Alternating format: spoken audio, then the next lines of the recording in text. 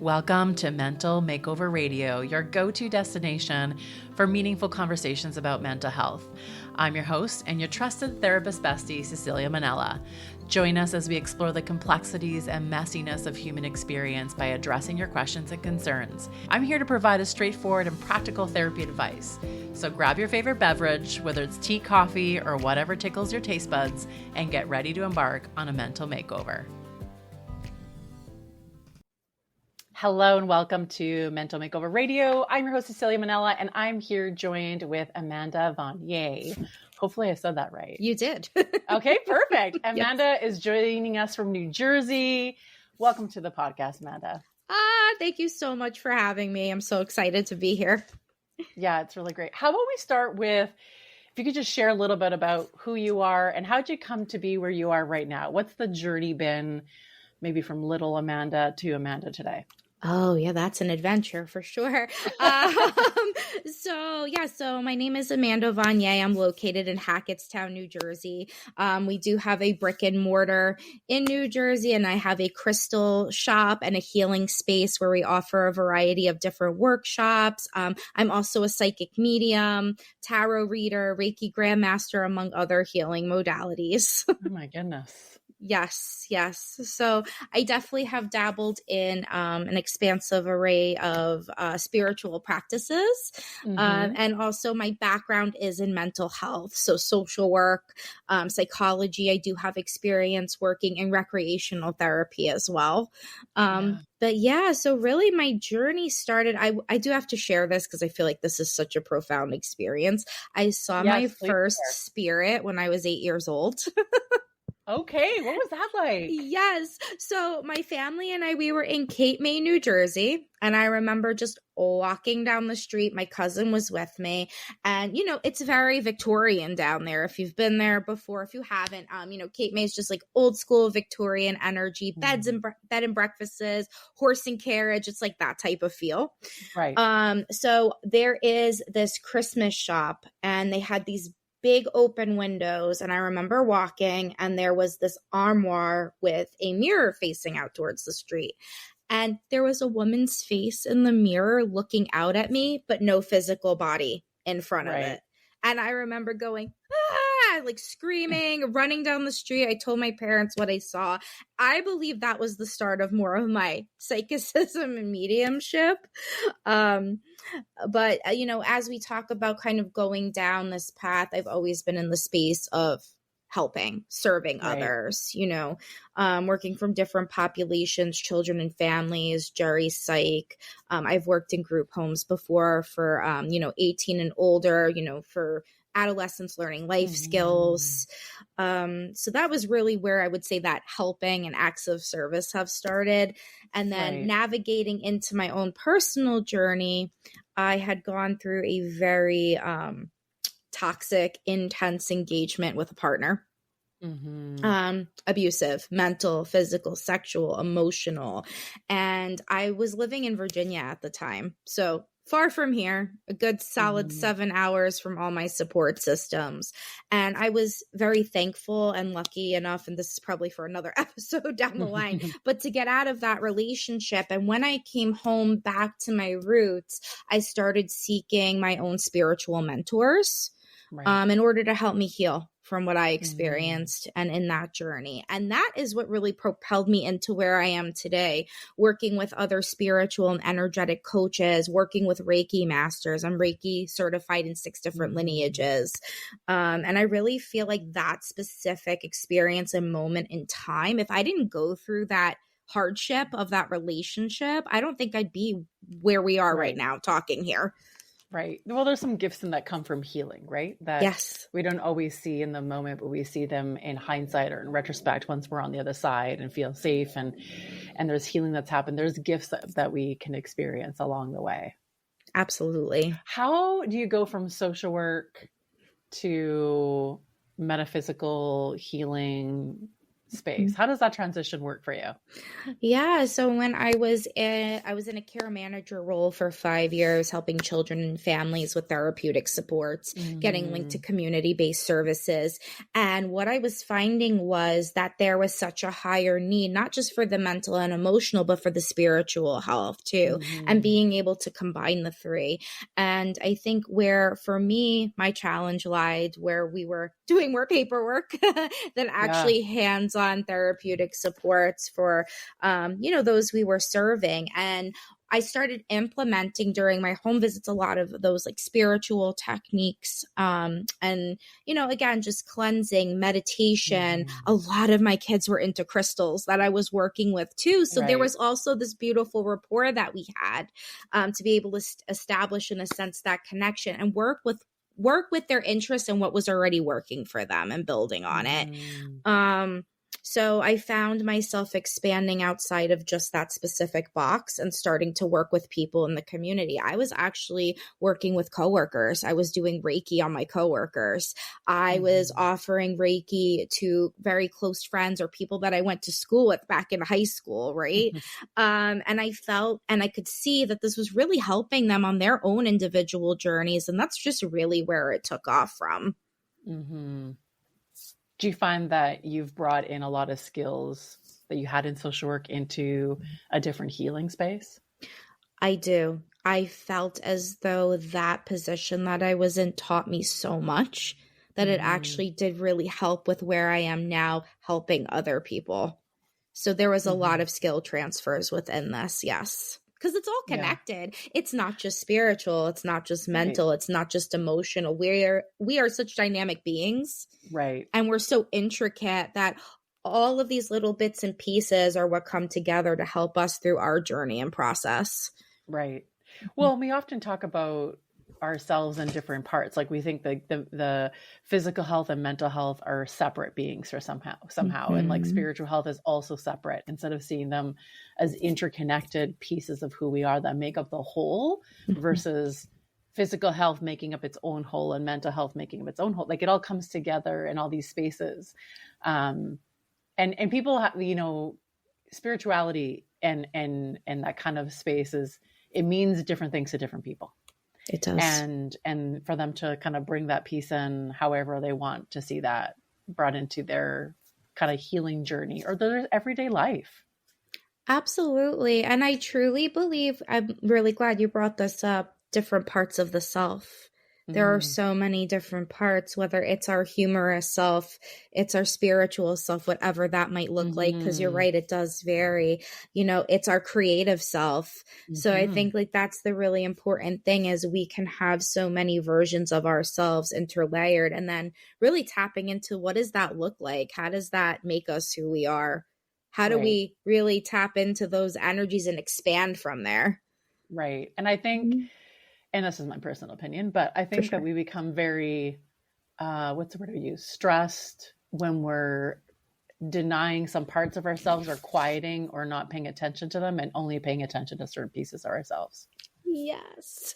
Like when you talk about the creative self, I don't know if a lot of people are tuned into their creative self and the absolute gold mine that space actually really is. Like, I think we're good with like letting kids do it.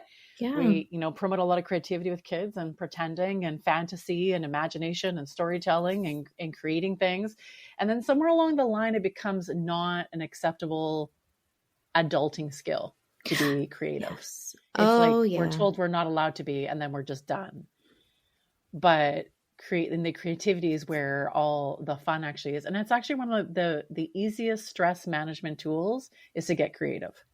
Yes, nurture that inner child. That inner child should always be alive in us somewhere, but you're right. I believe that's a societal standard too. It's like you said, we hit this certain age where it's not acceptable to be creative, or it's not acceptable to go back to a nostalgic moment, something that brings us joy, right? Because then we're being labeled childish, or you need to grow up, where it's like, no, we're nurturing that version of ourselves. It doesn't mean that we're living there, but we're honoring and nurturing that part of ourselves, because that part of ourselves still needs life. It still needs attention. It still needs joy. Ooh, I have chills. I think And I think that the thing that gets in the way is this idea, and this is something I've been kind of talking a lot about and rumbling with, is this idea that everything we do must be efficient, effective, and purposeful. And it's like, what if we just did things just because? What if we didn't have to be efficient all the time? What if we didn't have to be purposeful? What if we didn't have to be working towards an outcome, so to speak, and just did things because it's how we're supposed to be? Like, what if we're just creative for the sake of being creative and that's it, without having to monetize it or having to make it like, make a career out of it or be really good at it? Maybe you just like suck really bad at it, and that's okay. Oh my gosh, as you're talking, my crown's vibrating. I'm like, yes. It's the same thing with meditation, right? When I talk to people meditation, it's like, well, I'm not good at it. It's like, and? Right. So? Who's good at it, really, when we think about it? Who's good at it? Like, really, who's good at it? The Buddhist monks who like dedicate their entire lives to it. Okay, that makes sense. But like the rest of us who have like 5-10 minutes a day that we're meditating, it's like, we're not going to be that great at it. That's not the point. The point isn't to be good at it. The point is to do it. Exactly. Something I actually teach my clients. I'm glad you brought this up too, because it's instead of having this number, because there's that number outcome too, that we like, I need to do this for 5 minutes or I have to do this for 10 minutes. I always say, why don't you just start with 30 seconds and just see what comes through, see how you feel in your body, see if there's a thought or a memory that pops up. Maybe you notice colors when you're meditating. We kind of, in a sense, quantify. It has to be this 5 minutes. And then if we can't, quote unquote, achieve the 5 minutes, we're beating ourselves up. Exactly. Right. Just do it to see how it feels. Right. It's kind of crazy. All this like expectations of quantifying things or having to get somewhere, to me, lead to burnout. Yes. Like whether it's burnout from your job or it's burnout from the roles in your personal life, like being a mom or being a partner or being a wife or whatever it is, like we can get burnt out because I think we are trying to live up to expectations that are constantly changing, that are 100% unrealistic and not really achievable, and don't really lead to happiness. These expectations don't lead to contentment or being fulfilled or feeling good about your life. They just, by the time you get there, then the expectations change. It's like the rules have changed. Like the second you get there, things have changed. Right. And I think that people get super burnt out by this. I've been there. Yeah. Tell me your journey with burnout. Tell me, like, I have a journey with burnout as well. Tell me what your journey with burnout has been. I definitely want to go back to my previous position because I felt like that's where I really hit burnout the most in my entire, I guess you could say, expansion of this path that I've been on. And I will say it was, in a sense, unachievable amount of people, like in a sense, like families having to work with, because I mean we had caseloads up to sometimes 22 families, and I was also a commuter, so I was commuting from Pennsylvania to New Jersey, and then I was traveling all over the state of New Jersey. So you've got this driving burnout too, this physical sense. And I would say for me, my journey with burnout, the hardest was time management. And I found that, you're working based off of other people's schedules. You're trying to really keep, let's say, all of your people in the same day in the specific area. So you have enough energy to provide service, but it doesn't in a perfect world, right? That would be great, but that's not what it really looks like in real life, so to speak. So it was, in a sense, these unachievable caseloads, exhausting, the physical commute, exhausting, the time management and trying to fulfill everybody's needs. Again, like you said, it's those expectations. You're expected to meet with families twice a month. So if you have 22 families, that's 44 visits, not including anything else.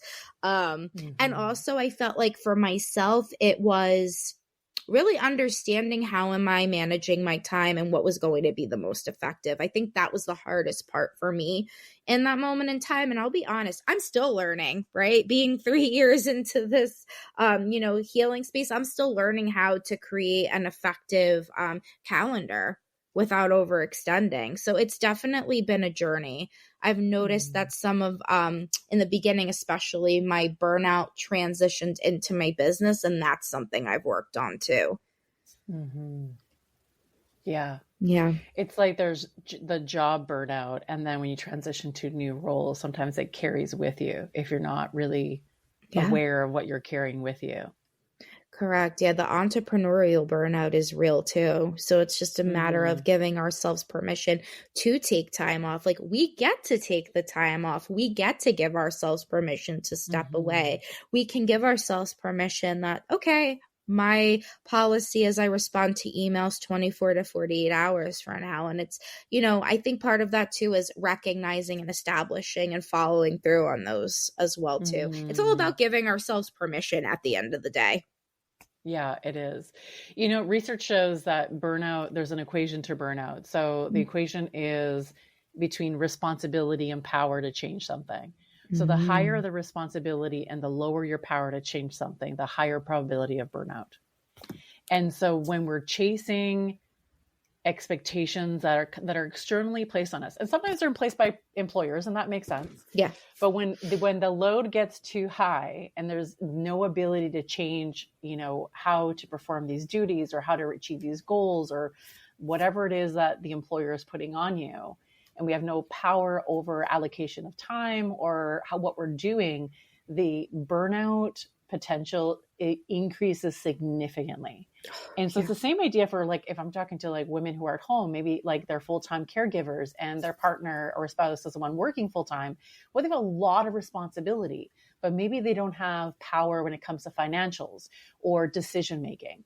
So this idea of like high responsibility and low power to change something or make decisions actually leads to a lot of burnout, which is really high in so many fields, whether it's roles like moms, whether it's especially in first responders like social work, policing, fire, nursing, doctors, all these places, high performing jobs, there are a lot of burnout. There's a lot of turnout, like churn rates around these high performing jobs.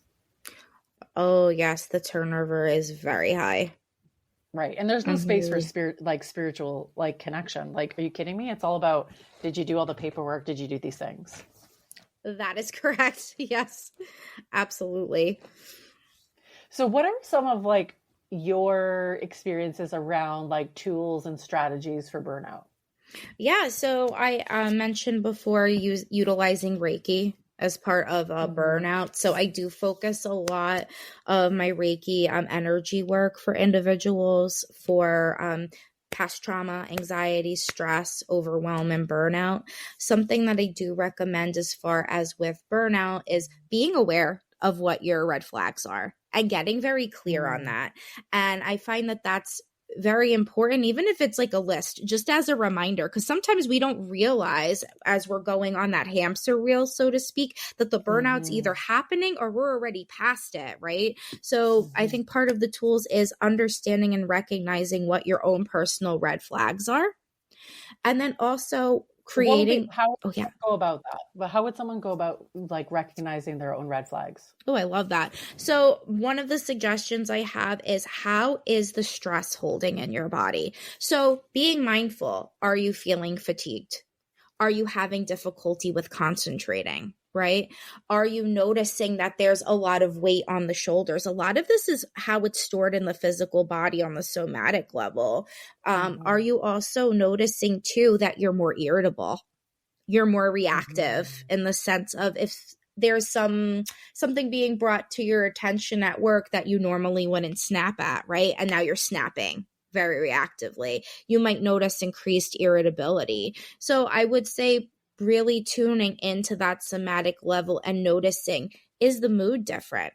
How are you reacting to situations? Is it different? Are you feeling that exhaustion? Those are some really good ways to indicate that, okay, I'm on that burnout cycle. It's happening.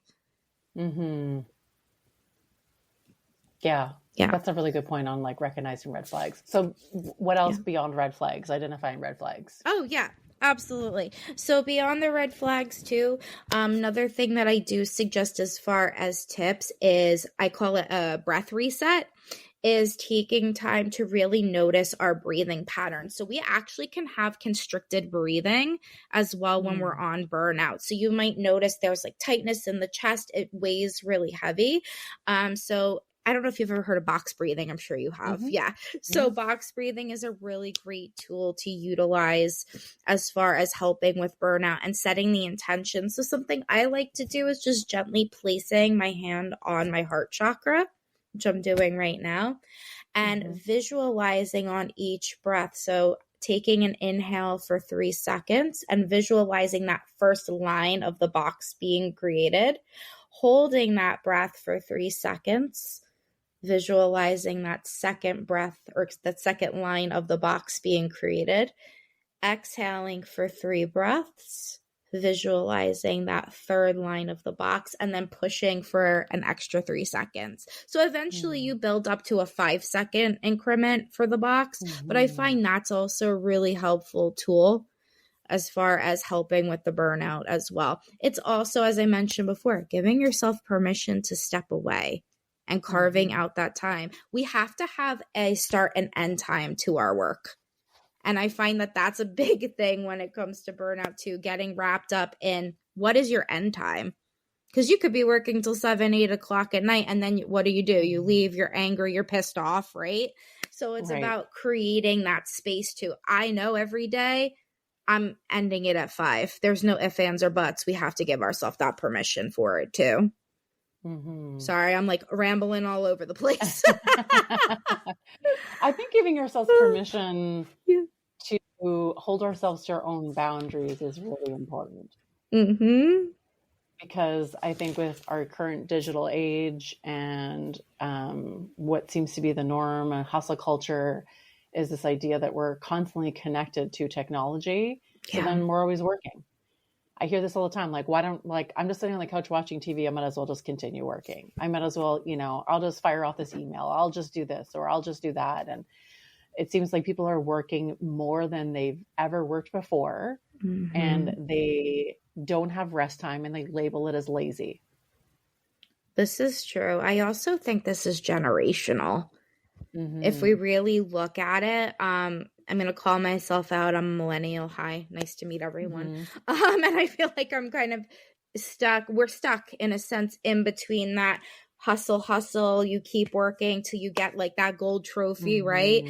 And then we also have in a sense, which I think the Gen Z generation is pretty refreshing too. Like they're creating their own businesses and, they're really creating in a sense, like that sense of freedom and like, a different work dynamic is how I want to say it. And then I feel as though our generation's kind of stuck in between. We're creating businesses, we're giving ourselves permission, but then we're also working ourselves into the ground. So it's like we have to be, again, like really mindful, as you mentioned too, with our boundaries. And what do boundaries look like? There's a difference between availability and accessibility.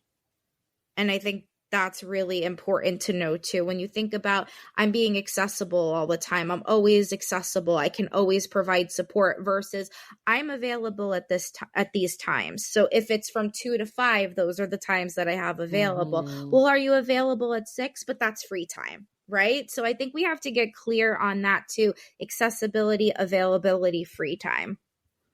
Well, I think it's especially hard for people who work in the helping field.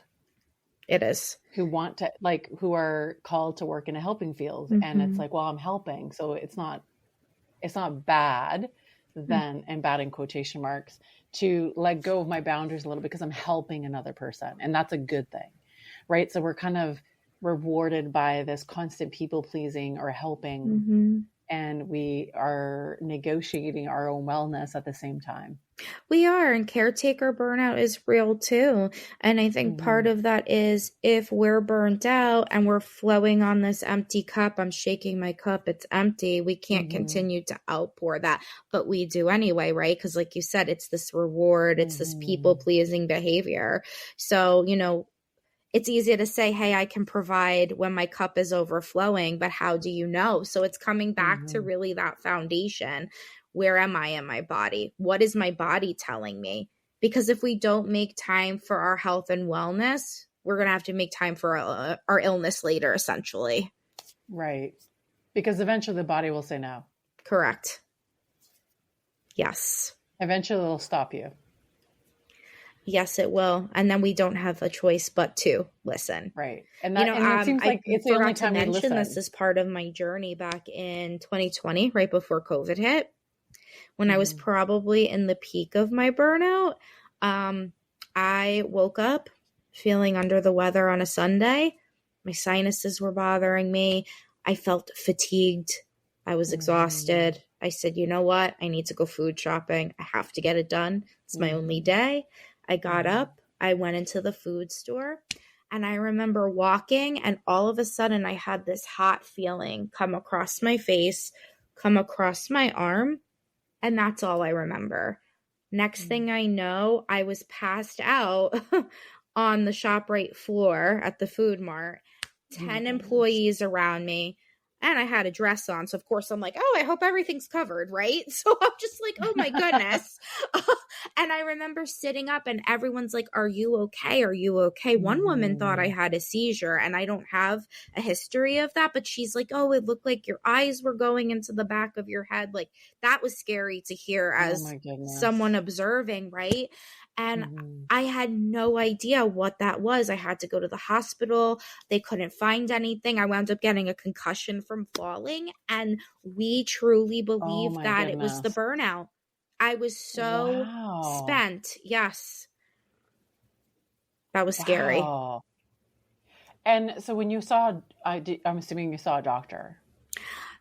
The ER checked me out, and to be honest, it wasn't the most thorough check. He touches the back of my head, which was super swollen. Oh, you're young, you'll be fine. You have a concussion, which I'm thinking being young has nothing to do with hitting your head, right? Like, being young, I mean, you can make an impact on your head no matter what age. So I will say I did not feel seen in that moment, but that's for another story. I don't think a lot of medical practitioners, not the majority, there are some for sure, but they don't even ask questions about stress or burnout or anything like that. Like, that's not even a question that is on their top 5 to 10 questions they ask somebody. It's usually like kind of like a last, like, oh, right, maybe it's this, right? Like, I've worked with clients who've had stress-induced heart attacks at 35. Wow. Like young women in very high-performing jobs under a ton of stress, having heart attacks, and like no history of heart conditions or anything to do with the family, no other markers, like nothing, like where the cardiologist is like, this doesn't make any sense. There's no reason why you should have had a heart attack except for, you know, the stress levels in your life and your cortisol levels are through the roof, and that's it.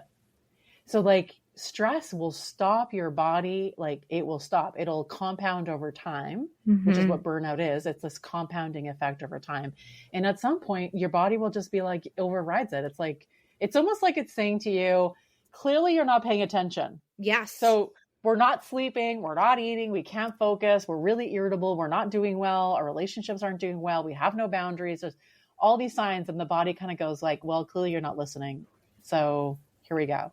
Yeah. And it gives you a wake-up call, whether that's fainting, passing out, like being like actually physically mad, like having heart attacks, gastrointestinal issues, stomach issues, back issues, like chronic pain, all these things, autoimmune diseases. These are all things that link to stress, which is just fascinating in so many ways, and yet really important to be paying attention.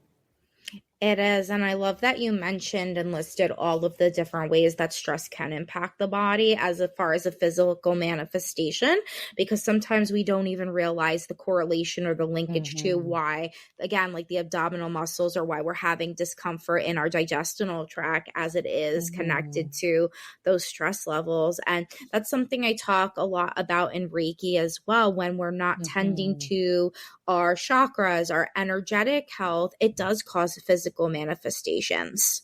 You know, very common too, the third eye, headaches, migraines, a lot of that can be attributed to the stress and burnout as well too. Right. Yeah, headaches can be unbelievable sometimes. I've been there too. Yeah, they can be very powerful. Do you have like a couple, like 2-3 tips where if someone's like, this sounds like me, I think I'm like kind of burnt out, what are some, I mean, if they don't have access to like, you know, Reiki and all those kind of things, what are some things they can do at home that's really easy? Okay. Maybe something they can build a habit out of. Yes. So there is something that I utilize. It's called the 24-hour clock. Okay. Yeah. So the 24-hour clock. And again, if doing it hour by hour doesn't feel aligned for these people, you could do it as far as like time blocking as well. So I'll talk about that. But the 24-hour clock is essentially exactly what it sounds like. It is a list starting from 12 a.m. all the way for the entire day, going back to 12 a.m. So if you look at the breakdown of what does your day look like, so maybe you start your day at 6 a.m. So you write in that slot, what do you do for that full hour? Maybe it's wake up, it's brush your teeth, it's use the bathroom. Then we get to 7 o'clock. Okay, where are you at 7 o'clock to 8 o'clock? And that's how it looks like breaking down your day.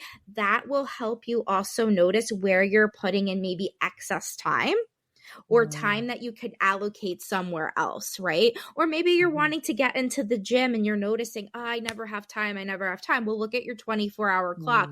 Where can you plug in 10, 15 minutes to get some movement in? So I feel like that really helps with burnout too, because we can actually visually see where maybe we're putting too much time in, where we need to draw it back, or where we can fill time for our own self-care. Love that. Yes.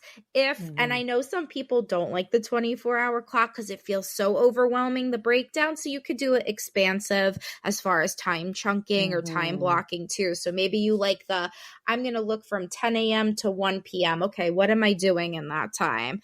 If you're more of a list checker offer, that's a great way of utilizing your time too, to see what feels good, where again you can pull back or where you can utilize your time elsewhere. It's a really great way to take inventory of what you're actually doing and whether the things that you're actually doing are the things that you want to be doing. Yes. I find that it's so helpful. I started implementing it for myself, and I will say my stress or my fear of what's coming next today has definitely subsided. So that's something I highly recommend to utilize. Love that. Thank you. You had something else too. You said time blocking and something else. I call it time blocking, time chunking, kind of the same thing. I usually say if you're more, again, like to check things off and not feel committed, like, 7 a.m. has to be this, and you want more of that flexibility. Like I said, go from 7 a.m. to 10 a.m. and kind of see where you're at in those time chunks. That's so great. That's actually a really great skill set to use. Yeah. And I hope that everyone listening does a little bit of their 24-hour clock and figures out where they're allocating time. Because often we're doing things that we don't want to be doing, or we're just doing them because we've always done them. Yeah. And we don't question whether it serves the right purpose anymore. Absolutely. And notice too, even with the phone, maybe you are noticing that you from 8 to 10 p.m., that's your scroll, that's your phone time. Notice where you can maybe plug some other self-care, that's tools really in there. Yeah, because hey, we're all guilty of a scroll. We are, and we lose our lives in it, and it's not really helpful to us, for sure. Not at all. Amanda, this is so great. Where can people find you?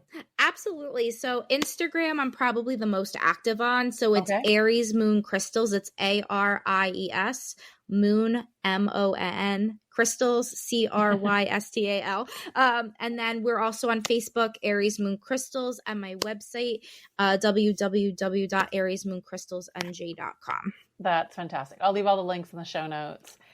Thanks so much for this conversation, Amanda. It was so great. Thank you for having me. Thanks for being on the podcast.